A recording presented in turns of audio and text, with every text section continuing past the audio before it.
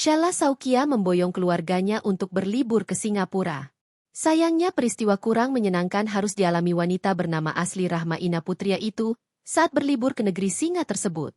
Lewat unggahan di Instagram Sheila Saukia Official, selebgram dengan sapaan akrab Kak Shels itu pun membagikan kondisi terkininya yang tengah terbaring lemah di ranjang rumah sakit. Dengan wajah pucat, Sheila terlihat sedang mendapatkan perawatan medis di Rumah Sakit Mount Elizabeth Novena, Singapura. Lewat keterangan unggahannya, istri pengusaha Fitra Budiman itu mengaku sempat keracunan makanan saat makan malam bersama keluarganya.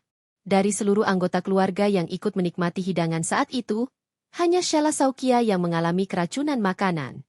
Akhirnya badan ini nyerah juga.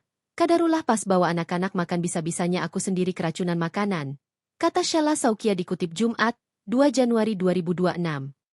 Atas hal itu setru aktris Nikita Mirzani tersebut harus dilarikan ke rumah sakit untuk mendapatkan perawatan medis.